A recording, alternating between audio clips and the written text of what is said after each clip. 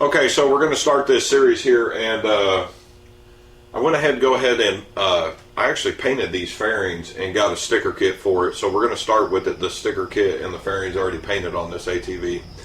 But this ATV I actually ordered off the internet. I called the dealer. The dealer really wasn't, I don't know, he wasn't upfront with me on the phone. So I purchased this ATV from Oregon, and it's approximately 2,250 miles away from me.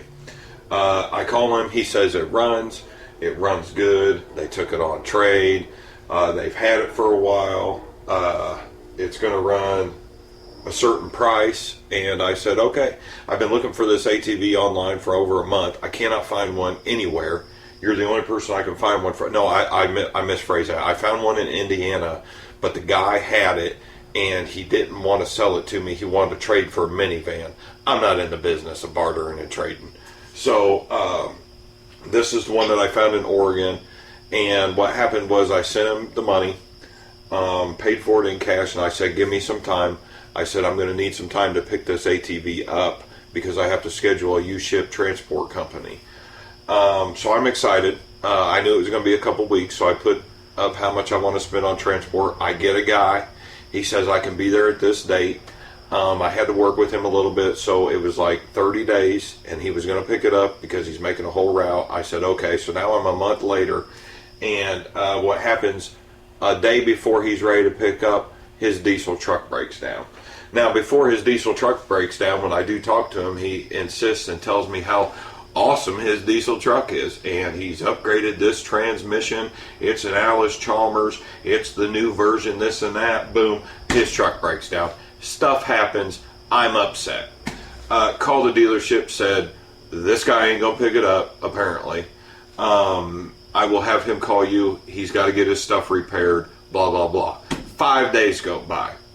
I'm getting upset. I've waited on this delivery driver for 30 days almost to pick this four-wheeler up. Then this guy tells me, oh, it's in a Dodge warranty claim because the truck won't start. Dude, I don't know what's going on in his life, but let me tell you what's going on with my life. I have a four-wheeler that's paid for. I paid you X amount of dollars to pick it up on this date. You can't pick it up on this date. You tell me that you've modified and change transmissions for more dependable power or whatever in your diesel truck, and then all of a sudden your truck breaks down, and now you've had it at the Dodge dealership for 5 days arguing with them over warranty claim. I told him, I said, I'm going to put out on uship.com for another bid, and if someone bids on it, I'm going to go with them.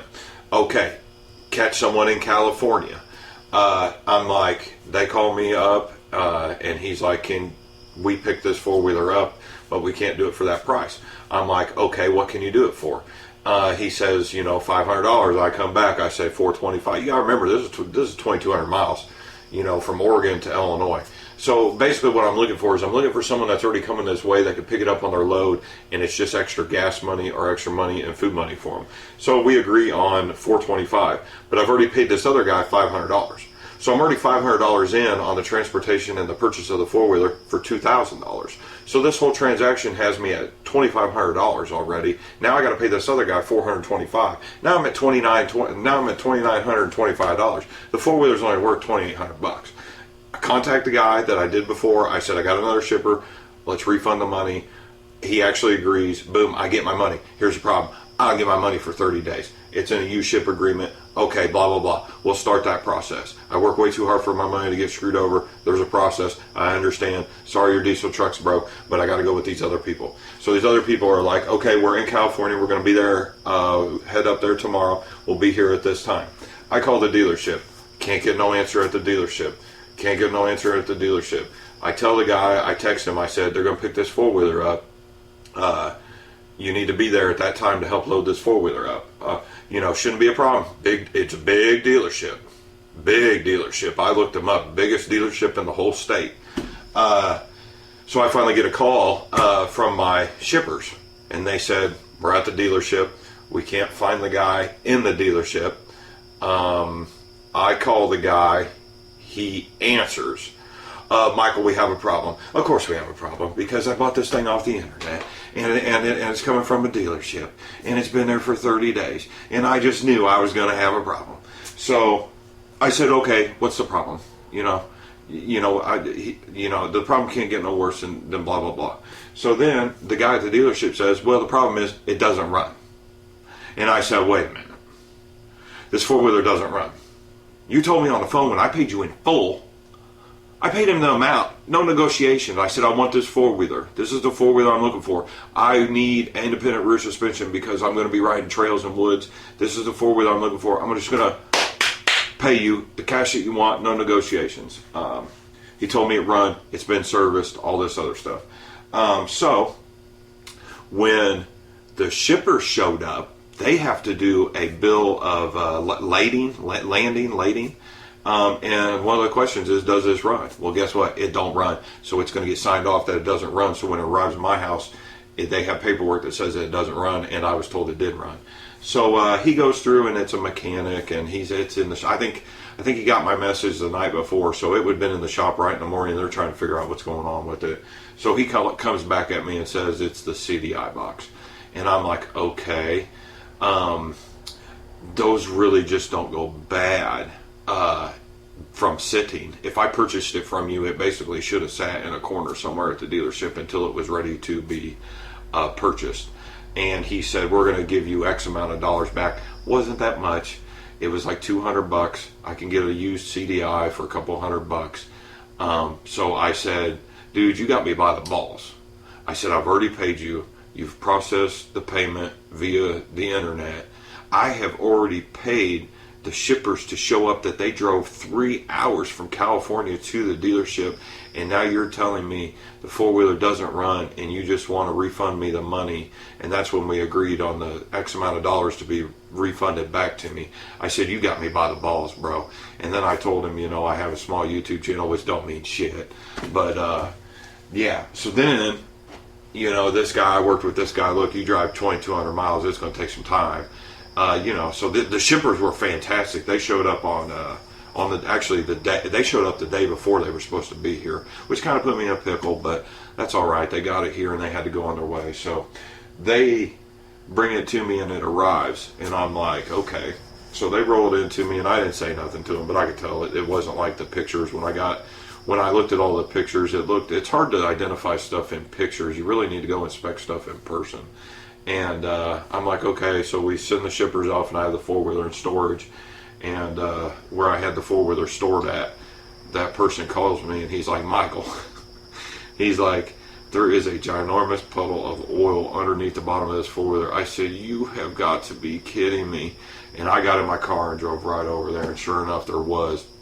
Now, this four-wheeler, this thing right here, was supposed to be serviced before it got basically serviced when it was sold to me, that this thing was serviced and that the oil was changed. And the head mechanic at this big dealer did not put a new copper washer in the bottom of the engine, and it was leaking through the bottom crush washer for the engine plug.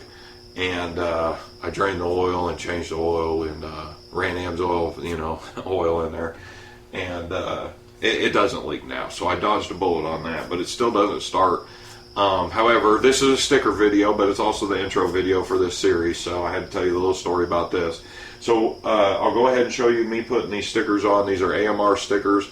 I did put all the other various stickers on because I just had them laying around from a lot of this stuff come from back when I used to ride all the time and buy parts. So I rode a four-wheeler about 5 or 6 years. So this is going to be real interesting. I'm going to see if I still got it. But yeah, so I laid all these stickers, and I'll tell you what, the sticker laying process was done very quickly. I needed to get it done. I got the fairings painted with Krylon Fusion plastic paint, and then I laid the stickers on there. And I didn't do the proper method, and it's got some bubbles and stuff in it. But look, I'm going to tell you something. This four-wheeler, the way we used to ride, and the way I'm going to ride, this four-wheeler ain't going to be pretty very long. We're going to go in the woods. I'm going to get deep in the woods. We're going to get this thing to jump in. I'm going to probably jump it. Climb hills with this thing. I mean, this four-wheeler, I'm gonna use and abuse and tear this thing up. I actually not gonna be moto vlogging on the motorcycles anymore. The 100 plus on the interstate, you can't do that for too long without getting busted. So I'm gonna move the moto vlogging stuff more toward the woods. So I really enjoy getting in the woods. The only thing I do not enjoy is the poison ivy.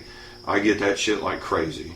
If that shit's in the air growing anywhere, I get that poison ivy over me everywhere. I've had poison ivy on my eyes. I've had poison ivy in my mouth. I've had poison ivy on my nut sack.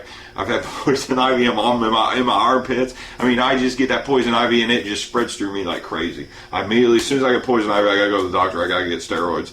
And yeah, I hate poison ivy, but if you're gonna be out in the woods and play in the woods, you're gonna get poison ivy. So yep, we'll get to the sticker rebuild. I'm pretty sure I got it figured out on the CDI. I don't think that KTM mechanic is as smart as he thought he was. So I'll show you on that, and hopefully I have not had this thing running, so the next step after this sticker video, the next video will be me removing the plastics and seeing if we can get this thing to start by fixing the problem. If not, then I've got to go deeper into it. And on this channel, we really haven't got into actually like ripping engines apart and doing any performance modification stuff, and I really didn't want to do that. That's why I bought this with this KTM 525 engine, because there's so much power there. Any KTM dirt bike, motorcycle, that thing means business right out of the factory. It's not called KTM racing for no reason. So this thing ought to rip without doing any performance modifications, but I bought a bunch. So get ready, stay tuned, try to be a little more happy. When I shoot these videos, I'm extremely tired, so someone suggested being more happy. So if you can't tell, I drank about 4 cups of coffee before this. So yeah, let's get into it.